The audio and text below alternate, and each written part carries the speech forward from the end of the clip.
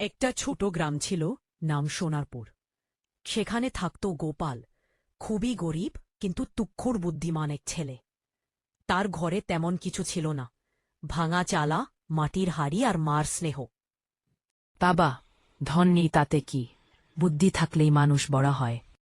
একদিন গ্রামের ধনী জোতদার রঘু সব গ্রামের লোকদের সামনে গোপালকে নিয়ে মজা করতে লাগল। সে বলল, এই গরিব ছেলেটা নাকি অনেক বুদ্ধিমান। ঠিক আছে, যদি আমার একটা প্রশ্নের উত্তর দিতে পারে তাহলে আমি ওকে এক মুঠো সোনার মুদ্রা দেব। সবাই অবাক।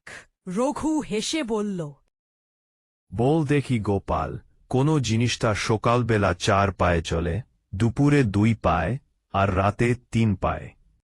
গোপাল একটু হেসে উত্তর দিল, মানুষই তো ছোটবেলায় হামাগুড়ি দেয়, বড় হলে পায়ে হেঁটে চলে, আর বুড়ো হলে লাঠি ধরে। সবাই তালি দিয়ে হাসতে লাগল।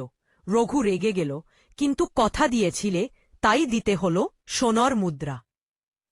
এরপর একদিন রঘু আবার ফাঁদ পেতে বলল, ঠিক আছে গোপাল, এবার আমার প্রশ্নটা বলি।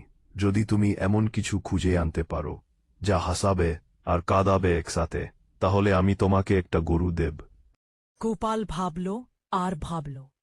পরদিন সে একটা চিঠি নিয়ে এল, যা তার প্রয়াত বাবার পুরনো লেখা ছিল। সে রঘুকে দিয়ে বলল, এই চিঠিটা পড়ুন। ফিটটা পড়ে রঘুর চোখ ভিজে গেল। তাতে লেখা ছিল, আমার ছেলে গোপাল একদিন বড় মানুষ হবে। রঘু কান্দতে কান্দতে হাসতে লাগল, বলল, তুই সত্যিই বুদ্ধিমান গোপাল, তোর মেধা আমার গরুর থেকেও দামি। সেদিন থেকে রঘু গোপালকে গ্রামের স্কুলে ভর্তি করে দিল, আর গ্রামের সবাই গোপালকে ডাকে চতুর গোপাল, গ্রামের গর্ব।